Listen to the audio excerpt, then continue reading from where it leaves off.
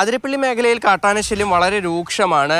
ഞാൻ നിൽക്കുന്ന ഈ ഒരു സ്ഥലത്ത്, ഈ ഒരു കൃഷിയിടത്തിൽ തന്നെ നൂറുകണക്കിന് വാഴകളാണ് കാട്ടാനക്കൂട്ടം നശിപ്പിച്ചത്. ഇതിന് തൊട്ട് മുൻപിൽ മതിലുണ്ട് എങ്കിൽ പോലും മറ്റൊരു ഈ സൈഡിലുള്ള ഈ ഒരു ഭാഗത്തുകൂടി ആനകൾ കടന്ന് തോട്ടത്തിനകത്തേക്ക് കടക്കുകയായിരുന്നു. അങ്ങനെ കടന്ന ശേഷം പിന്നീട് ഇവിടെ ഉണ്ടായിരുന്ന ഈ വാഴകളെല്ലാം തന്നെ നശിപ്പിച്ചു.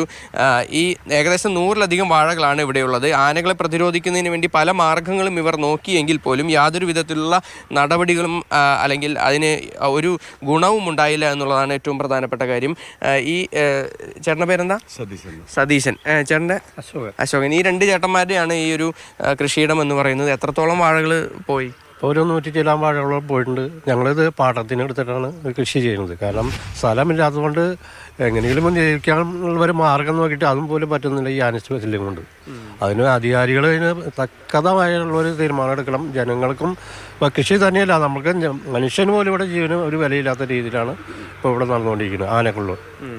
അതിനൊരു ശാശ്വത പരിഹാരം ഞങ്ങൾക്ക് നാട്ടുകാർക്കായാലും കൊച്ചു കുട്ടികൾക്ക് പോലും ഇപ്പോൾ മൂന്നിയായിട്ട് വീട്ടിൽ നിന്ന് പുറത്തു പോലും ഇറക്കാൻ പറ്റാത്ത ഒരു അവസ്ഥയാണ്. കാവല് നിന്നിട്ടൊന്നും കാര്യമില്ല. കാവല് നിന്നിട്ടൊന്നും ഒരു കാര്യമില്ല. കാര്യം എന്താണെന്ന് വെച്ചാൽ കണ്ടില്ല, ഇതുപോലെ ലൈറ്റുകളോ അല്ലെങ്കിൽ ഞങ്ങൾ പടക്കം പൊട്ടിച്ചിട്ടോ ആനകൾ ഞങ്ങളെ ആക്രമിക്കാനോ പറ്റണം. അപ്പം ആന വന്നിട്ട് ഞങ്ങൾ ഓടി ഇതിൻ്റെ മുകളിൽ നിന്നിട്ടാണ് പിന്നെ ഓടിപ്പിച്ചിട്ട്. അത്രയും രൂക്ഷമാണ് ഞങ്ങൾക്ക് ഈ നാട്ടിൽ ഇവിടെ.